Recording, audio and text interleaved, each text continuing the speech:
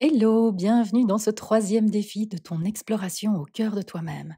Alors comme tu l'as constaté avec les deux premiers, et ce sera la même chose ici, l'objectif de ce défi était de pouvoir questionner des croyances qui pourraient t'empêcher d'atteindre ton objectif.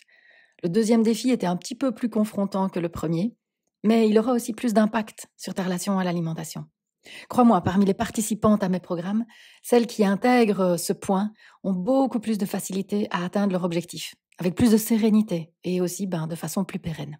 Donc vraiment, même si tu doutes de l'utilité de ces défis ou si ça ne te semble pas aussi simple que tu aimerais, mets toutes les chances de ton côté, persévère.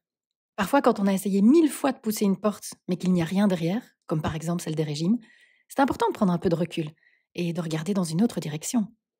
Et puis en même temps, comme toujours, fais-toi confiance, écoute-toi.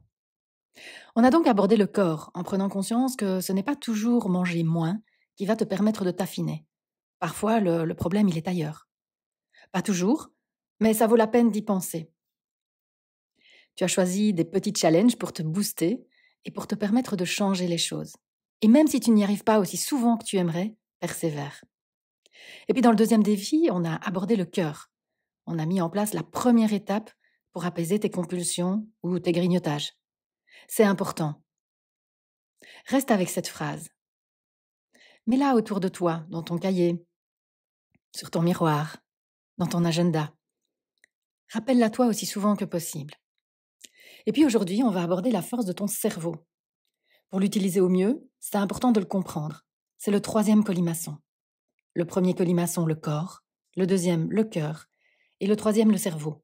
On a besoin des trois pour que tu puisses apaiser ta relation à l'alimentation, pour que tu puisses retrouver ta silhouette, ton poids d'équilibre, une fois pour toutes.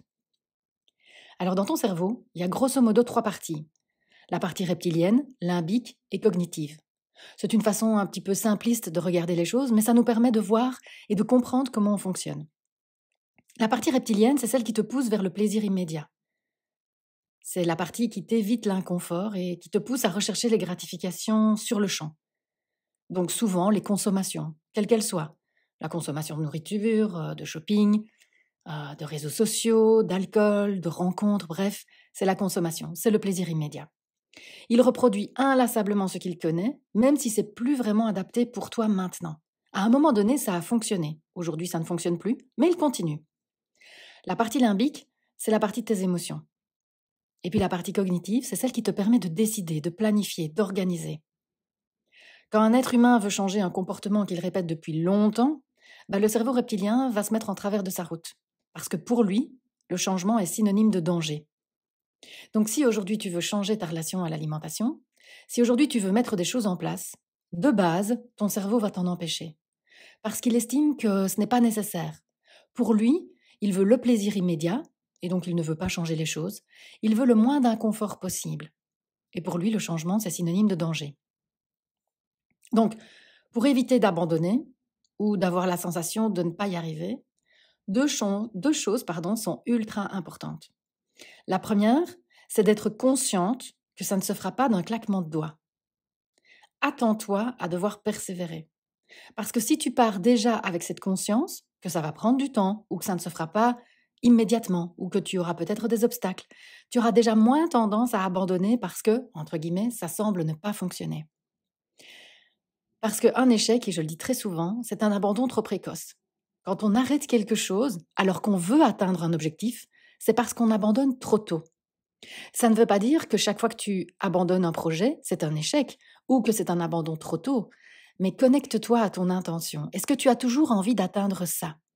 Parce que bien entendu, nos besoins changent avec le temps.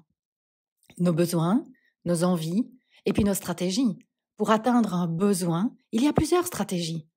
Peut-être que tu as envie de t'affiner aujourd'hui, de perdre du poids, de retrouver un poids d'équilibre. Oui, mais quel est le besoin derrière? Ça, c'est une stratégie.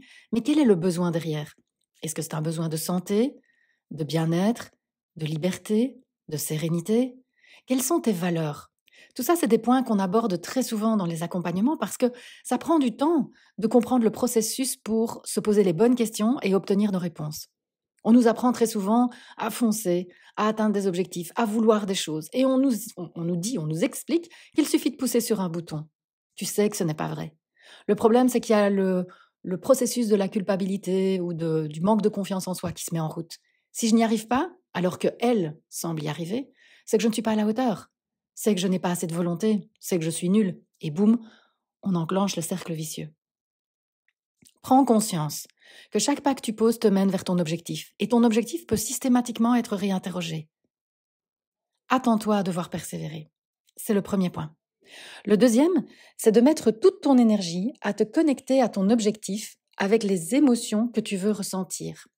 Parce que c'est cette énergie lumineuse portée vers ton objectif avec tes sensations physiques qui te portera vers sa réalisation. Si tu penses que tu n'y arriveras pas, tu n'y arriveras pas. Je t'invite alors à t'atteler à comprendre pourquoi tu penses ça et à te donner l'occasion de transformer tes pensées. Parce que tes pensées vont créer ton résultat. C'est le fameux modèle de Brooke. Donc je t'invite vraiment à mettre toutes les chances de ton côté, à pouvoir réfléchir à OK, de quoi est-ce que j'ai envie ici et maintenant? Quel est mon besoin? Et quelles sont les différentes stratégies pour y arriver? Ça va être ton défi numéro 3. Pose-toi la question de tes besoins, de tes valeurs.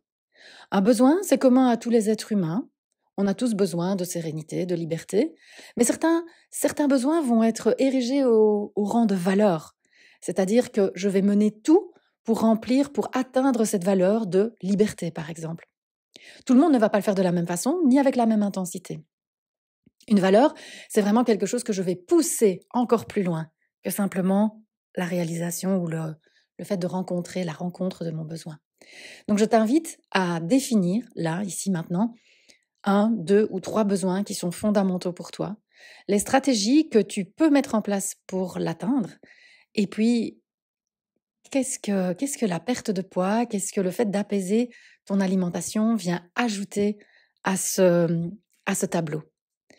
Donc tu peux lister 1, 2 ou 3 besoins, 1, 2, 3 stratégies, et quel est le besoin que tu décides de remplir ici et maintenant? À bientôt!